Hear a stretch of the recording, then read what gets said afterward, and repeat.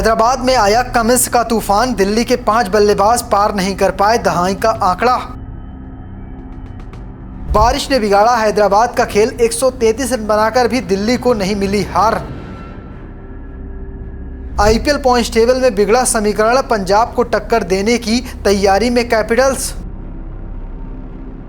Tata IPL का एक और धमाकेदार मुकाबला हुआ। पहली पारी खेले गए, लेकिन जिस तरह से उसके परिणाम निकल कर आए वो सबको चौंका दिए, क्योंकि ये मुकाबला राजीव गांधी क्रिकेट स्टेडियम हैदराबाद में है और इस पिच को छक्के और चौकों के लिए जाना जाता है। आईपीएल के 3 सबसे बड़े स्कोर में से 2 स्कोर इसी मैदान में बने हैं और एक स्कोर तो इसी साल 286 रन हैदराबाद की टीम ने बनाया है। लेकिन फिर भी इस मैदान पर कुछ इस तरह से गेंदबाजी हुई कि दिल्ली की टीम, जिससे 200 रनों की उम्मीद थी, वो मात्र 133 रन बना सकी। लेकिन बारिश ने पूरी तरह से खेल को बिगाड़ दिया और इसी के साथ ही मुकाबला रद्द हो गया। मुकाबले का परिणाम नहीं निकला, एक अंक से दोनों टीमों को संतोष करना पड़ा।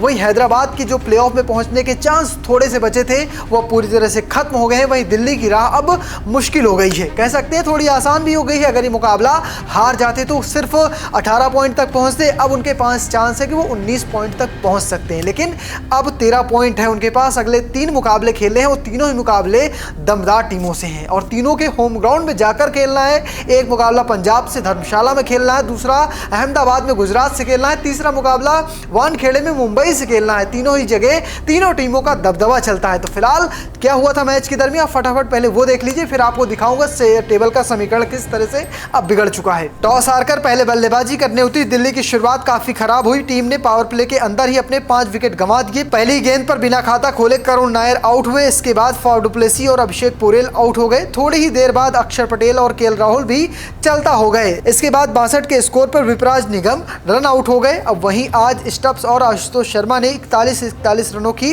लाजवाब पारी खेली। शुरुआत की जो 5 विकेट गिरे उनमें से अगर केएल राहुल को हटा दिया जाए तो कोई भी बल्लेबाज 10 रन भी नहीं बना पाया। केएल राहुल के बल्ले से सिर्फ अकेले 10 रन निकले।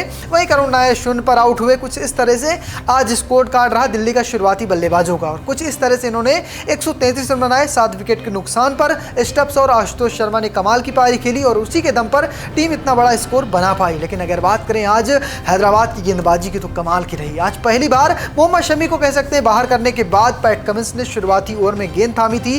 पहली ओवर की पहली गेंद पर पहला बल्लेबाज आउट किया, फिर दूसरे ओवर में एक बल्लेबाज, तीसरे ओवर में फिर एक बल्लेबाज। जब लगातार कप्तान अटैक कर रहे थे तो दूसरे गेंदबाज भी पीछे नहीं, हर्षल पटेल को सफलता मिली, साथ में जयदेव उनडकट को भी एक सफलता मिली। कुल मिलाकर कह सकते हैं कि आज 3 विकेट मिले कप्तान पैट कमिंस को, 1 विकेट उनडकट, 1 विकेट मिला हर्षल पटेल को, वहीं 1 विकेट ईशान मलिंगा को भी मिला। तो कुछ इस तरह से हैदराबाद की आज गेंदबाजी हुई। अब बारी थी रनचेस की। सामने था 134 रन और सबको लगा थी मुकाबला हैदराबाद की टीम हो सकता है 10 ओवर से पहले खत्म कर दे, लेकिन तभी बारिश शुरू हो जाती है। बारिश की वजह से मुकाबला रद्द हो गया या कहें इसका कोई परिणाम नहीं निकला और इसी के बाद दोनों कप्तानों ने आए, हाथ मिलाए और एक अंक साझा कर लिए। इसके बाद पॉइंट्स टेबल पर बदलाव देखने को मिला। पंजाब की टीम इस वक्त नंबर 2 स्थान पर मौजूद है, उसके पास 15 पॉइंट है। अगर बात करें नंबर 1 की तो वो टीम है आरसीबी, जिसके पास 16 पॉइंट है, सबसे ज़्यादा पॉइंट उसी के पास है। नंबर 3 पर मुंबई है और नंबर 4 पर गुजरात की टीम आती है। इन दोनों चारों टीमों के बाद एक टीम है, वो नाम है दिल्ली कैपिटल्स। अब तक 12 पॉइंट थे, 5वां स्थान तब भी मौजूद था, अब भी उनके पास 5वां स्थान मौजूद है। लेकिन अगर बात करें हैदराबाद की, जो 9वें पायदान पर थी 6 अंकों के साथ, अब 7 अंकों के साथ वो 8वें पायदान पर आ चुकी है। नीचे अगर बात करें नंबर 9 पर राजस्थान, नंबर 10 पर इस वक्त